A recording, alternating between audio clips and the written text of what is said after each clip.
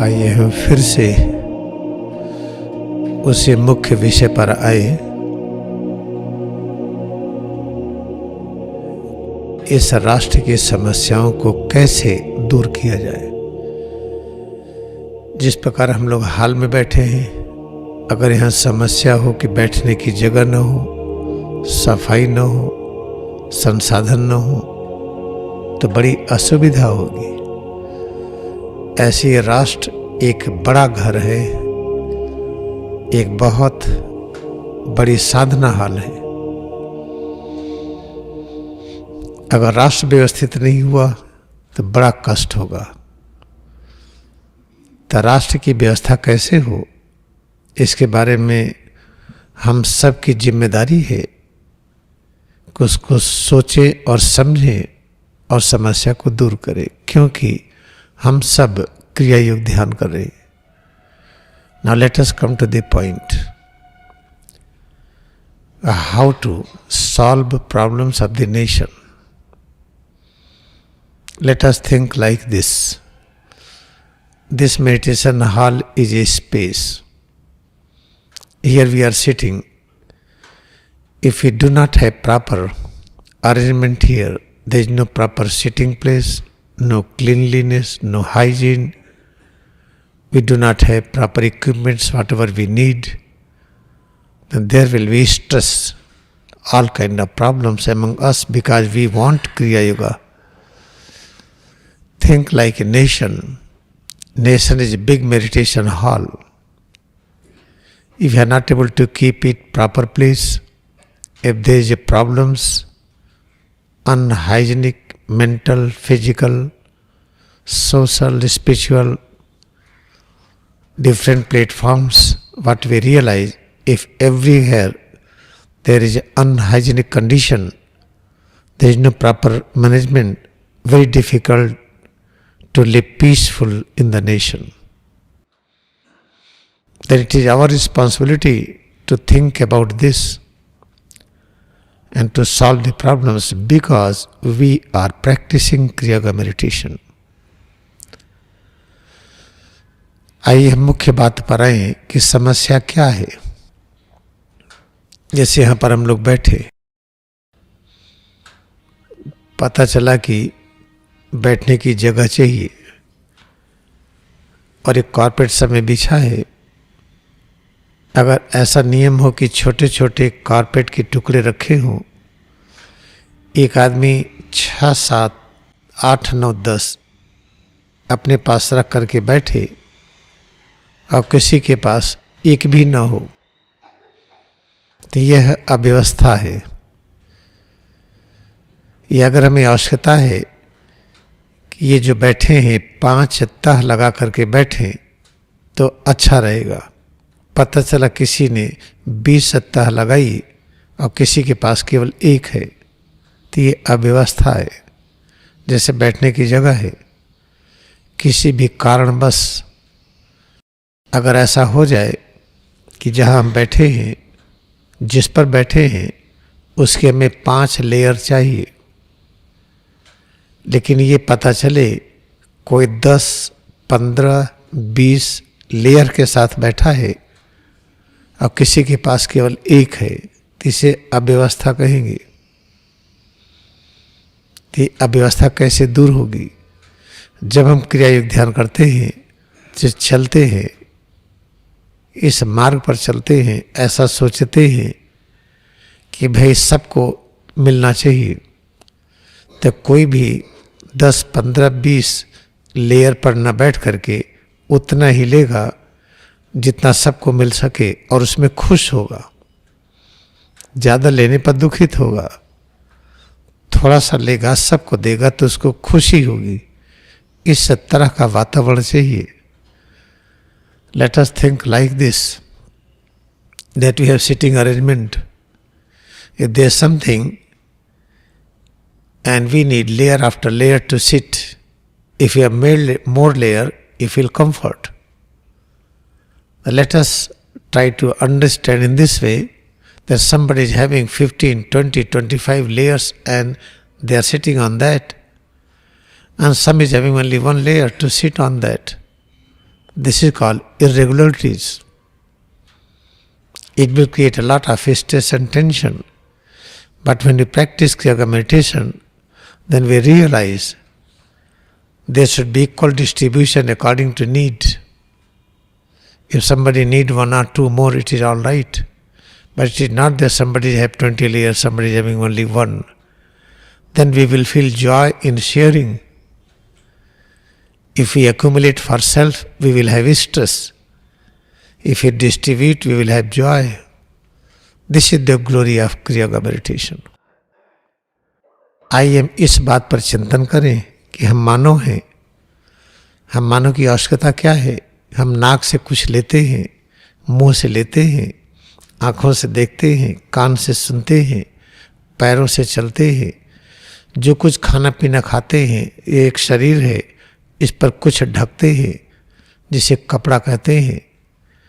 पता चला कि इस समय मैं पुलिस विभाग में सिपाही हूँ। हमें तन ढकने के लिए और रहने के लिए, खाने पीने के लिए हमें कुछ पैसा दिया जाता है।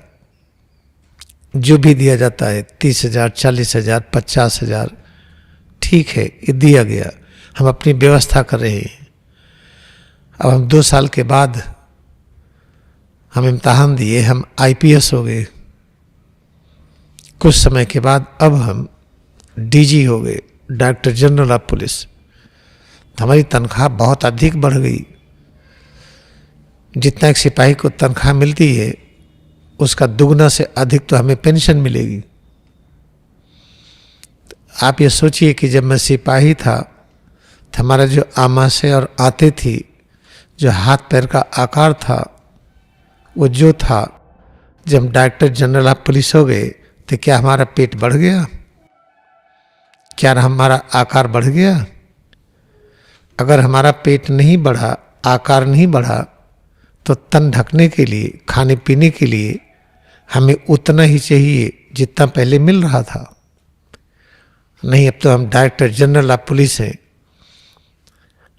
हम तो परिज्ञानी हैं, इसलिए हमारी तनख्वाह सिपाही की तनख्वाह की 4 गुना होगी, 3 गुना होगी।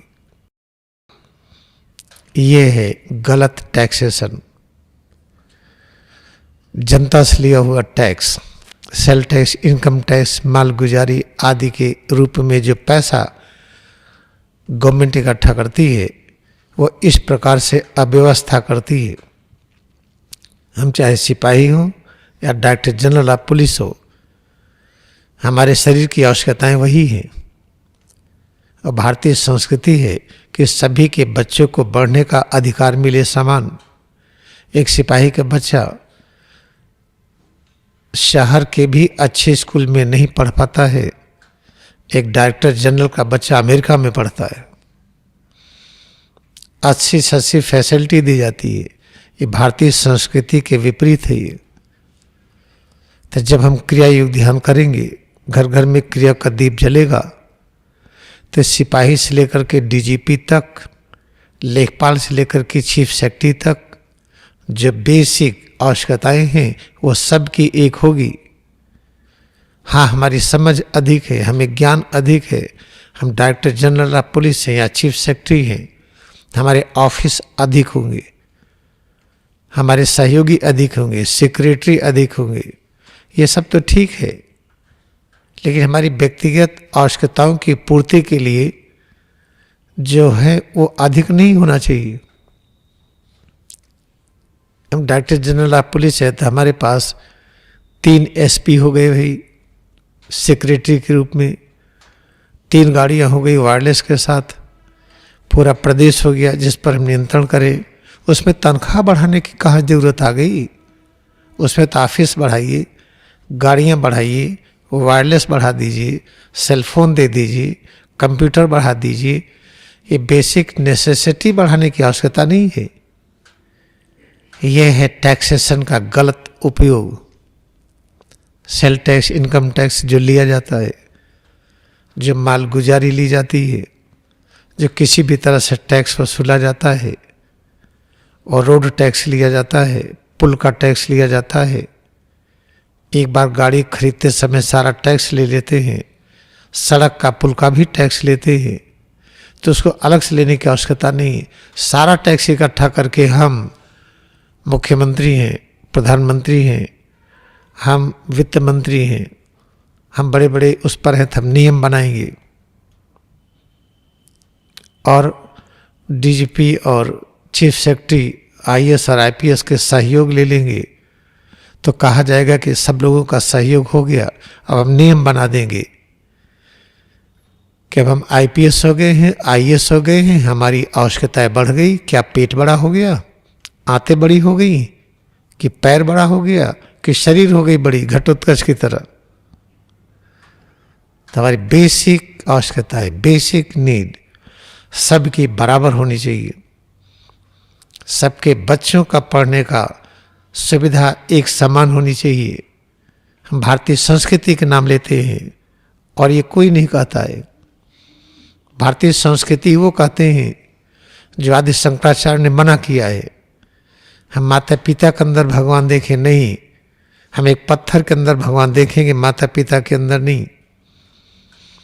जो पत्थर की मूर्ति बनाए मूर्तिकार के अंदर नहीं, हम मूर्ति के अंदर भगवान देखेंगे। आदि शंकराचार्य ने मना किया है। भारतीय संस्कृति को बढ़ाने वाले कबीर साहब, नानक देव जी, गौतम बुद्ध, महावीर स्वामी, ये सब मना किए। इस युग के सबसे बड़े ध्यान के मार्ग में आगे रहने वाले परमहंस योगानंद ने मना किया है। और परमहंस योगानंद के गुरु, जो हमारे भी गुरु वही है, स्वामी युक्तेश्वर गिरी ने मना किया है। स्वामी युक्तेश्वर गिरी के गुरु लाहिड़ी महाशय,